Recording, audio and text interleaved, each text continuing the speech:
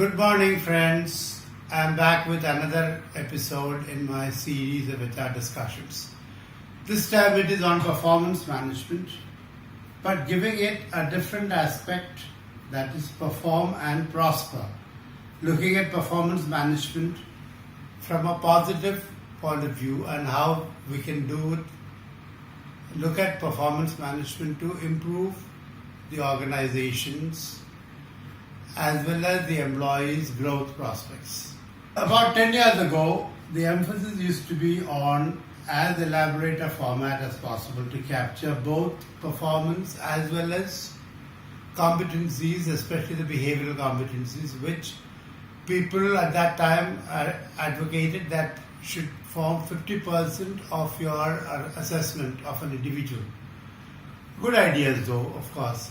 But unfortunately, these long formats were not very well appreciated, especially by sales managers who dreaded filling up so much of formats. And instead, they used to ask us, especially the consultants, to see if we can reduce it. And that's exactly what we tried all these years, trying to reduce the formats, the length of the formats, so that we could capture enough information on the performance as well as behavioral aspects of an employee without taxing the person who had to fill up these forms. Now, over the last few years, we have actually heard that a lot of good companies are even doing away with the appraisal format the way we are familiar with it as of now. This was good news, and we've been watching over the last 3 years to see how this is improved, and have noticed that a lot of companies today have given away the annual appraisal and instead have moved on to what is known as the continuous assessment of an employee. During our talk this time, I'm going to discuss performance management in the following topics. There is a traditional versus current practices in performance management. We will look at what employees actually want from performance appraisal, what the managers want to do and achieve.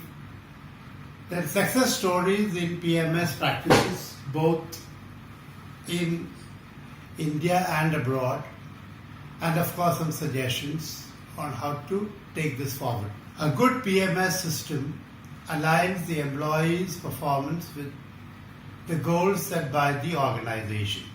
While the new trend of giving up the annual appraisal is appreciated by a lot of people, employees themselves want an assessment to be done, whether on an annual or on a continuous basis.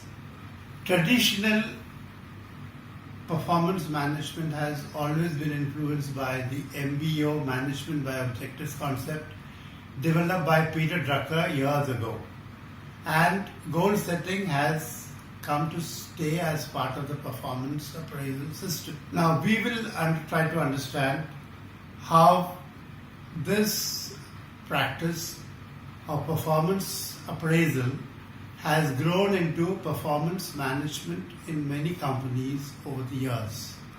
Let me start by giving some statistics on the old as well as the current trends in performance management. In fact, as per the older system, about 45% of HR leaders did not think that annual performance reviews are an accurate appraisal for employees' work. In fact, only 8% of companies believe that their performance reviews are an accurate appraisal of the employees' work, or that this performance system was highly effective in driving business value. And 58% say it is not an effective use of time of both the assessor as well as the assessee who had to do the self-appraisal. 1 in 5 employees are not confident that their managers will provide regular and constructive feedback.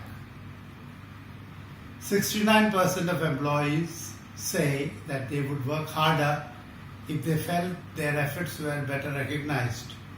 About 92% of the respondents, and respondents I mean around 18,000 employees and managers, asserted that Even negative feedback, if given, delivered appropriately, is effective in improving performance. Now coming to the current generation. 80% of Generation Y said they prefer on-the-spot recognition over formal reviews. 78% of employees said being recognized motivates them in their job, while 43% of highly engaged employees mentioned that they receive feedback at least once a week. Of course, it is asking a bit too much to have a review once a week, but this shows that employee engagement is bettered with a more continuous and more frequent feedback system. Again, coming to the current young workforce, they have very clearly mentioned that they prefer immediate feedback. Let me give a classic example here. Many of us are familiar with the Ola and Uber transport facilities that is available in most major cities. One aspect of Ola and Uber is that they give their drivers a feedback about their performance during the day immediately by the end of the day. And incentives are given every 3 or 4 days, at least within a week's time. Now, this is also a sort of an assessment coming from a system-based assessment of the number of rides that drivers do in a day and how they are going to be incentivized for their better performance.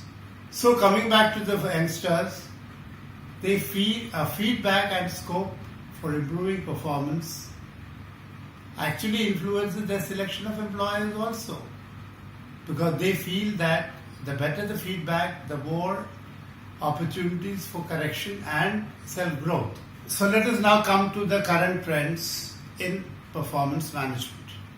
It is said that around 49% of HR leaders have eliminated or are in the process of eliminating the annual appraisal review because it is a one-time and very time-consuming affair, and it leads to performance ratings which are not exactly the best ways of rewarding people.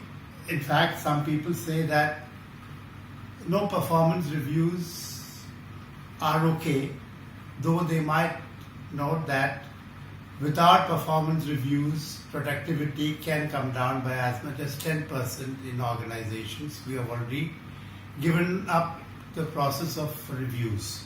So what do the people do then? Some managers still do an internal rating and use these ratings to reward their staff.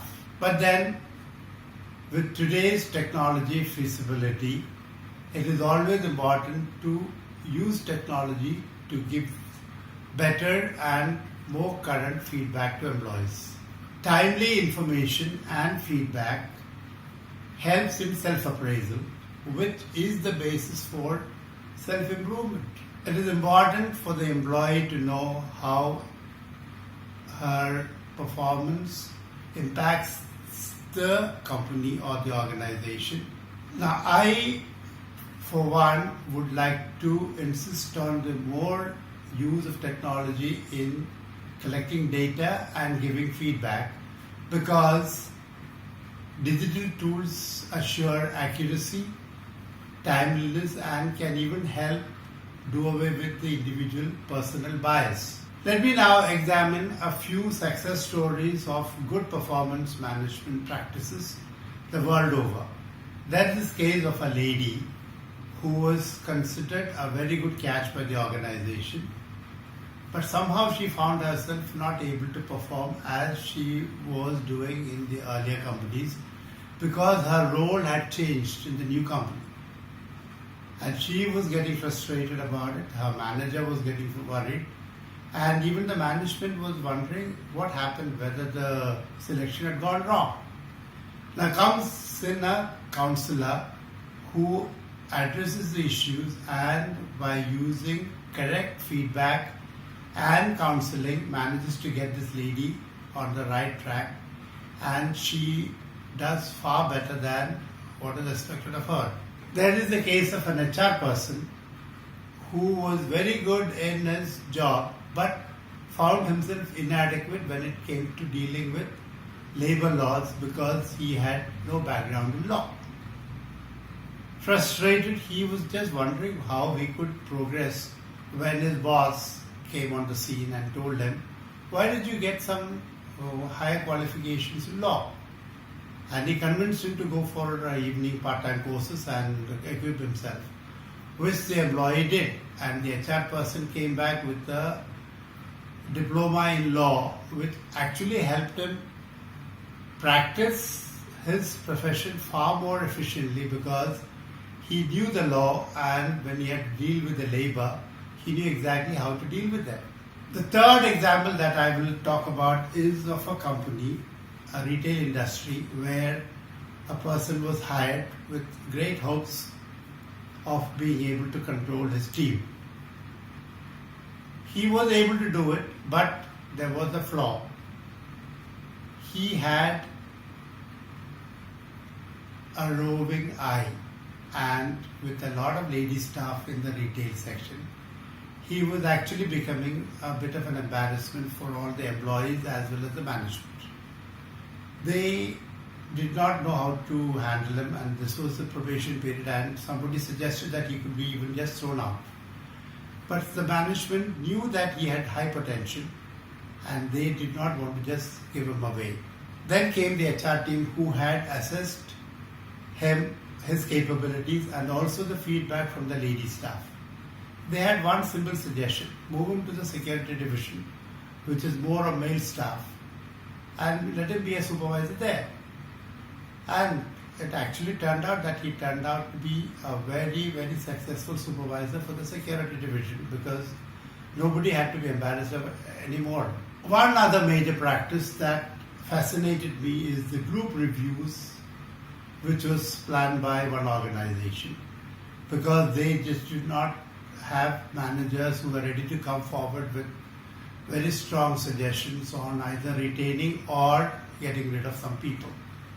So the management thought the best is to have peer group of managers from various sections come together and assess each and every employee. Here it was easy to assess the high flyers because no one was going to be blamed for being biased in favor of the high flyer when the facts were very clear. So they could actually identify the high flyers and reward them accordingly, and nobody questioned it. The second part was to assess people who had good potential but were not very good at their current jobs. They were counseled properly and even transferred to sections where they could be used better. And the third part was on the small 5 or 10% of employees who did not come up to the expectations of the management and who had to be sent away. Now, rather than make the manager feel guilty, here was an exercise which helped a group decide on how to deal with people who were laggards and even get rid of them. This was a classic example, and the reason why the management believed in doing this group exercise was because they said talent is all that we have got, and if we cannot manage talent, then we have no business to be in management. Let me now talk about success stories in India. In fact, I have selected 3 specific industries and companies which have been in existence for the last 10 years. You can call them almost as new ventures. The reason for selecting these new ventures is to see how people can actually guide and grow an entire team of entrepreneurs as well as employees who mean well. These 3 companies are from the hotel industry, the R&D and the services sector. Now, the 3 or 4 aspects that I want to highlight is how they try to help everybody perform better. It was a mutual peer group decision that whoever is weak must be given proper assistance at the earliest. And they encourage people to ask themselves, what have I achieved? And to those who left, in fact, they did have people who left, they used to ask them to tell them, what do I leave behind when I leave? The third most important thing that these entrepreneur managers or owners did was to help all their managers develop themselves as good counselors. They used to send them for training. They used to get other established mentors to come and coach them so that they could in turn coach and mentor other youngsters who needed help. This is how all these three companies are today very successful in their own sector and are doing very well. Let me now make a few suggestions for making the performance management much more constructive and beneficial to everyone concerned. The annual appraisal process that we are familiar with, normally related to events that happened the previous year, and the assessment used to happen around April, May, to record events that had already passed. Though there is a provision for a self-appraisal, human memory being what it is, both the employee as well as the manager could miss out on important events, and the annual appraisal meeting or the one-to-one is to turn very argumentative with both the parties not agreeing on issues, and it could even turn emotional. Instead, what I am suggesting is that let us have a more prospective approach. That is not a retrospective on events that happened earlier, but instead we are talking about something which is more recent. There should still be goals set for the organization as well as important functions and individuals. And the prospective aspect will come in when the feedback is much more frequent and employees are given not just the feedback but coaching and suggestions to improve based on what the manager can assess. Now, it is also possible that managers are not equipped to do this. So it becomes all the more important for the HR team to get these managers coached by experts in both coaching and mentoring so that they can in turn replicate that with their own employees. This will help save time and also help avoid costly engagement of outside experts and consultants who are definitely not the right people to coach and mentor an employee given the work situation which is known best to her manager. Today's youngsters look at their managers as leaders, and good leaders will have to make an impact by making sure each person in the team feels valued. Thanks to technology, it is now easier than ever to connect with friends, family and co-workers with nothing more than a mobile device and an internet connection. So why not we make use of it? As we go along, let me share with you my own idea of a right approach to performance management.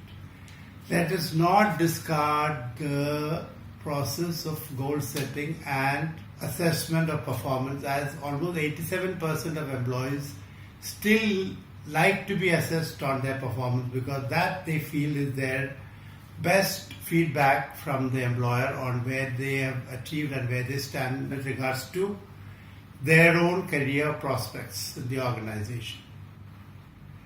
And performance management at the end of the day is managing an individual's performance to align with the objectives and goals set by the company. Now, in case you feel that goal setting is not something very important, let me bring you an example where the Chinese government has recently introduced something called Objective Responsibility System, or ORS, which is based broadly on the MBO concept developed by Peter Drucker and other management gurus for ages ago. And this is done specifically for the government departments which have planned and promised a lot of goodies to the people, and this way the government also will know whether what they planned and promised are being implemented. So the ORS, or the Objective Responsibility System, has been established by a government, so which means that goals are important, and I'm sure a lot of other companies can take this example and continue to prosper by setting goals and assessing employees' performance against set goals, and improve all around by constructive feedback and coaching and mentoring by trained leaders. I am sure this will take us a long way in both the managers being satisfied with what they do and the employees looking forward to that continuous feedback. Thank you.